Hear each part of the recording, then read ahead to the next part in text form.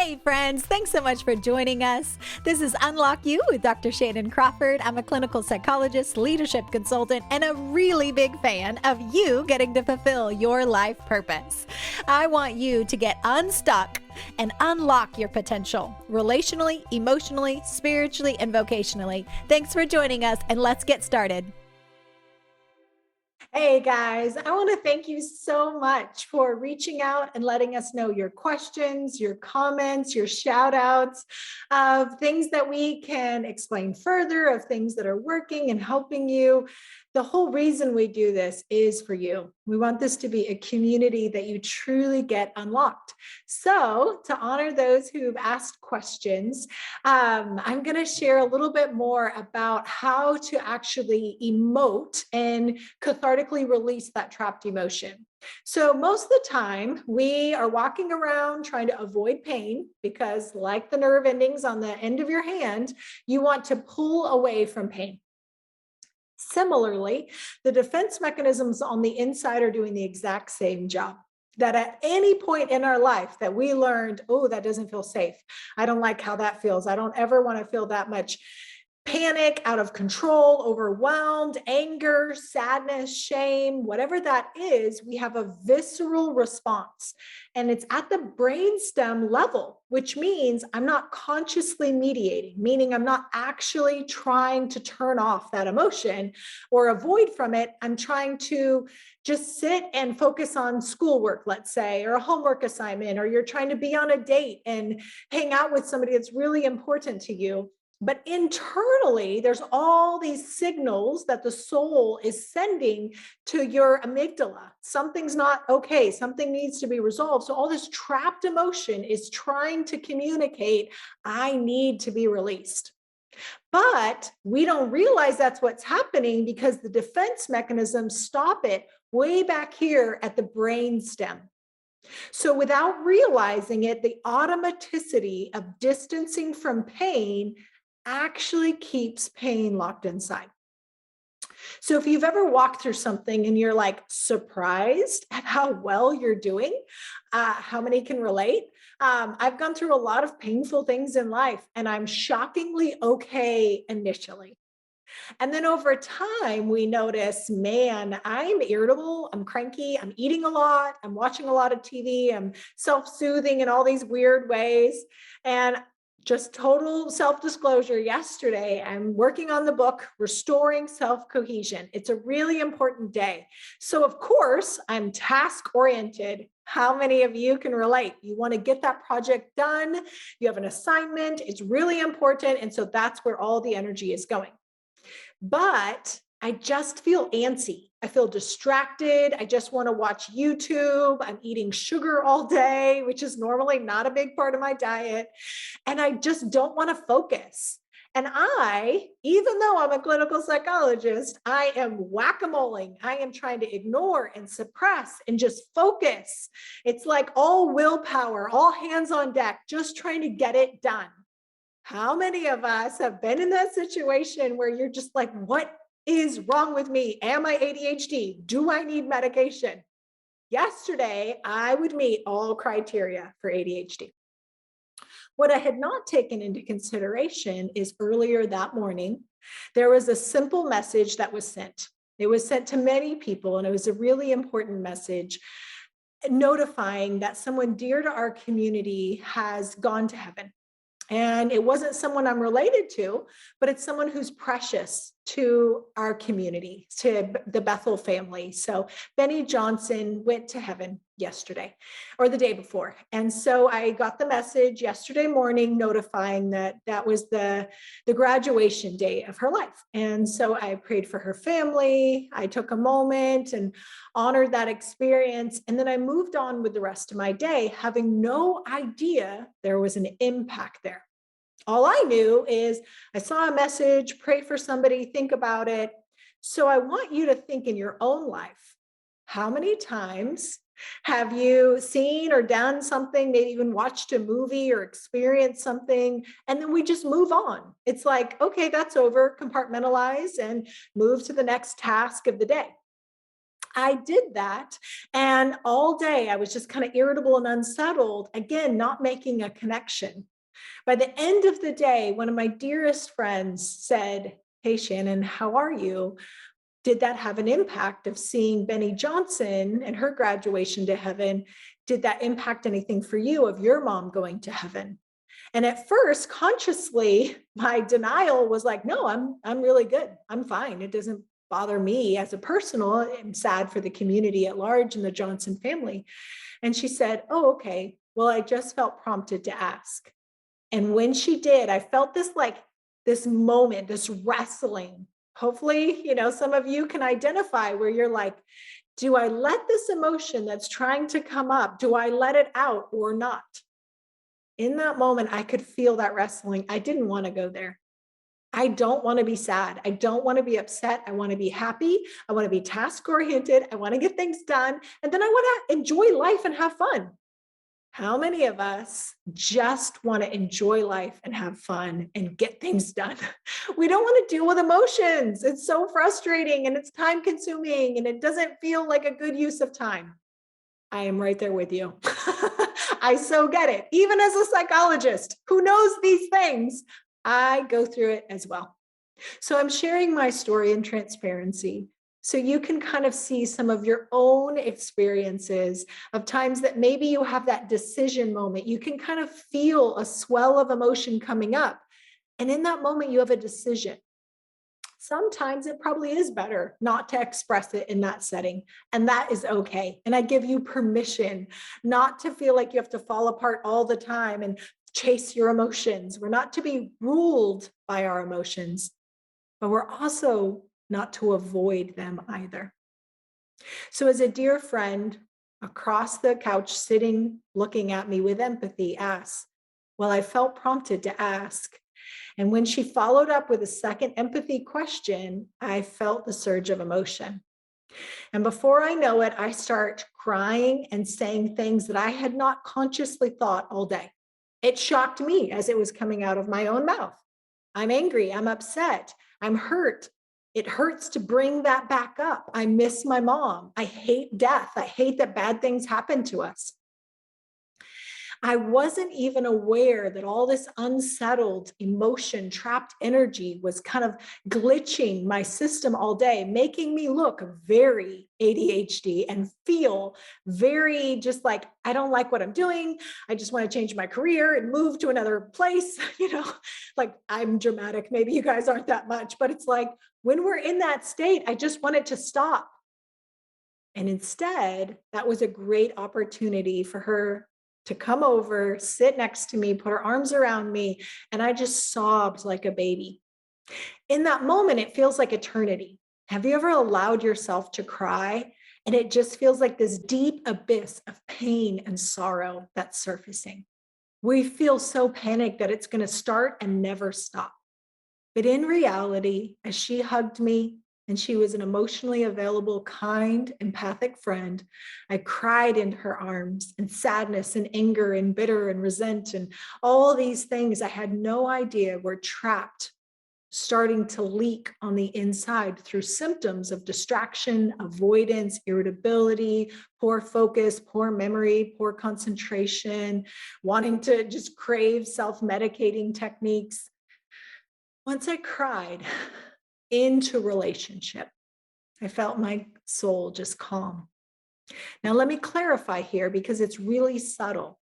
We can alone cry, which is, let's say you have somebody sitting across from you and they're trying to offer empathy.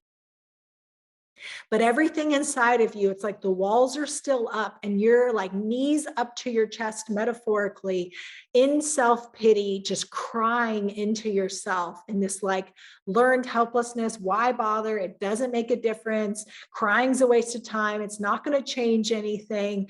And just like this bitter rumination, when we alone cry, and I use alone just meaning I'm not allowing someone to be there for me, even if they're trying. And as a therapist, I can feel it. I can recognize when a client just kind of falls apart crying and me sitting across from them is not having a medicinal, healing, therapeutic effect. So let's say there are people that maybe are trying to give you empathy. Maybe they're trying to be there for you, but your walls and defense mechanisms don't want it to come out. So it kind of oozes out of you. It's like the dam fills up and it's cascading out of you. But there's a core belief that nobody cares, nobody gets it. Why bother? It's not going to make a difference anyway. In that state, what you're doing, it's like a negative feedback loop that creates self-pity, that feeds depression. When I was a kid and I had major depressive disorder, undiagnosed, but now I can look back and diagnose myself. I had major depression, and inside, I was in such a state of self-pity and panic and belief that nobody cared, nobody got it. Why bother? And so I would cry myself to sleep. I'd cut myself. I had so much depression and self-hatred and a belief that no one could ever get how deep and sorrowful and aching and shameful I feel. That even when I had parents who tried, even when a counselor tried, it didn't have an effect. That's because I had a core belief that created a wall. Nobody cares, nobody gets it. And it was mistrust. My shame was so much louder than the empathy that was trying to come toward me. And for many of you, you probably don't know how to let others in. And when you cry, you probably feel terrible. It leads to a headache. You feel more depressed and yucky, and you just want to never, ever let that happen again. I'm never letting those emotions out again.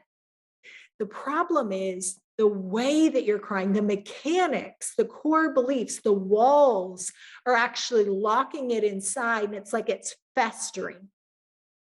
The difference is rejecting that core belief that nobody cares, nobody gets it, no one understands, and that it doesn't make a difference if I release this emotion.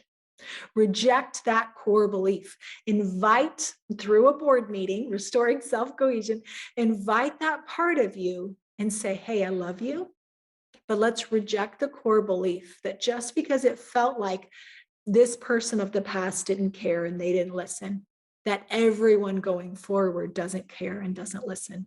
I reject that core belief, that projection that just because I've experienced X, Y, or Z, that's always what's going to happen. And now I welcome the reality and truth that there are good people, not everyone, but there are a few. There are safe people in my life, including therapists, pastors, best friends, a few family members, people that you can trust to lower that guard, lower all those defenses, and actually allow yourself to cry in a relationship. We are attachment beings. We either are feeling very alone, which spikes the amygdala, all the panic, all the fire alarms go off inside, or we feel attached. Just like how you take deep breaths or you get hugs, it releases oxytocin. It turns off that vagus nerve to tell amygdala, fire alarm, turn off. I'm safe now because I'm back in a relationship. What's fascinating is so many of us are in relationships, but we're not letting people actually be there for us. I've had it where people try to go, hey, how are you doing with X situation? And I go, oh, I'm good. I'm fine. I don't want to go there. I may not realize that's what I'm doing, but my defenses are staying very elevated and heightened. Now, again, you don't put your pearls before swine. You don't share the content of your heart to everyone. Guard your heart above all else. It's the wellspring of life. We don't share the intimate emotions of our heart with just anybody. But there are safe people in the world that you can let them be there for you. I had a friend that I had that decision moment last night.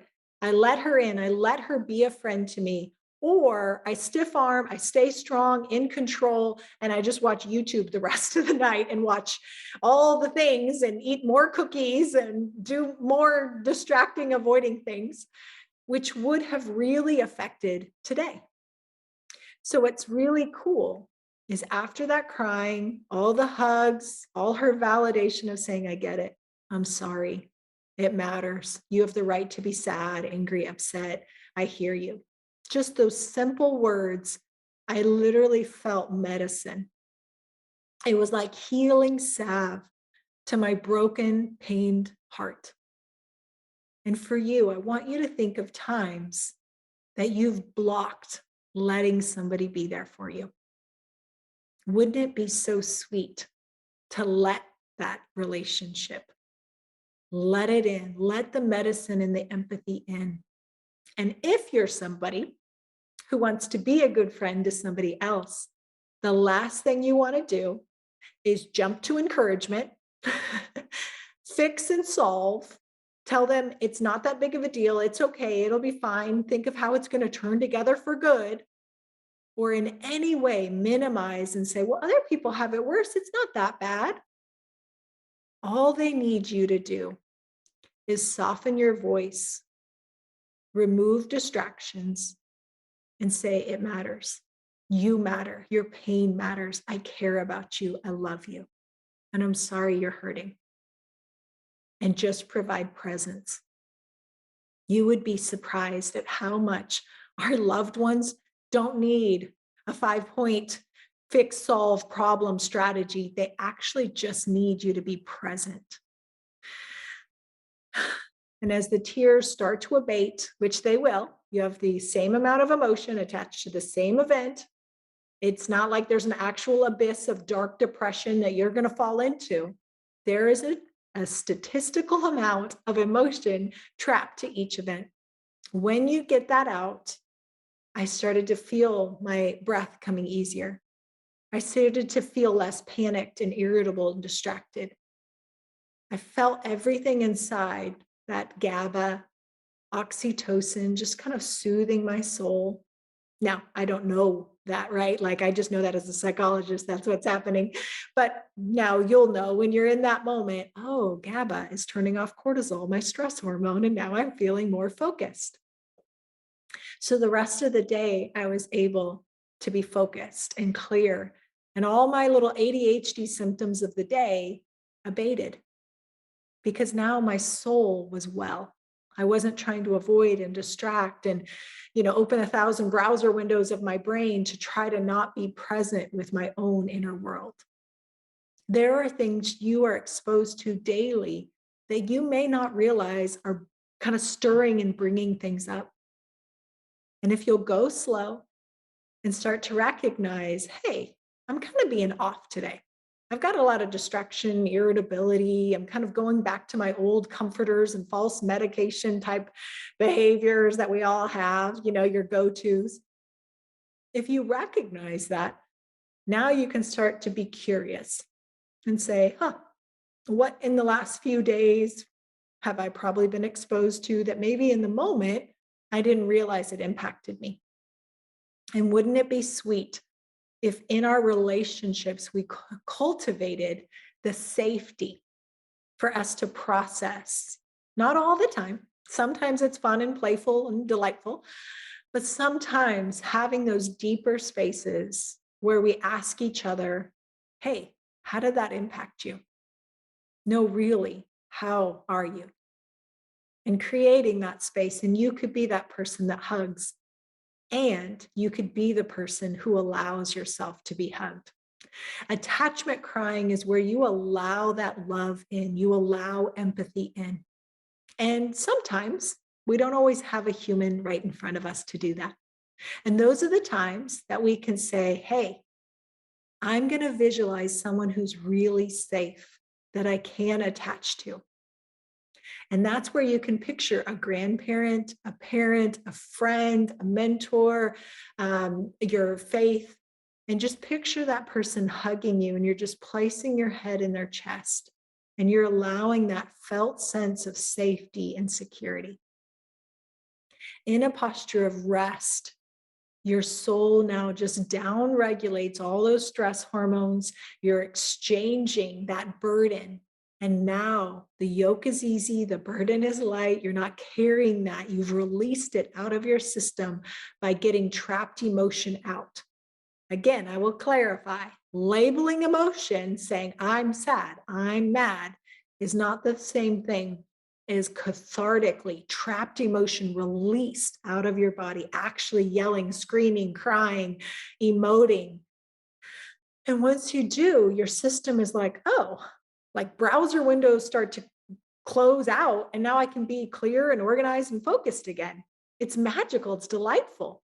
And by doing that yesterday, I was able to be a guest on several people's podcasts today and interview for my own podcast. Today was a really full day. So by allowing my friend to be there, I was my sharp, clear, best version of me versus kind of self-medicating, dragging myself, willpowering through the day. And I'll tell you, so many of us, me and you alike, we're doing that for days on end instead of going, hey, it doesn't have to be like this. I'm not broken. There's not something wrong with me, but there is a glitch. There's a misalignment, and there's something inside that's sending signals. I'm not okay. Something needs to be addressed. And by slowing down and addressing it, now the soul can get closure. You can resolve and X out of that browser window.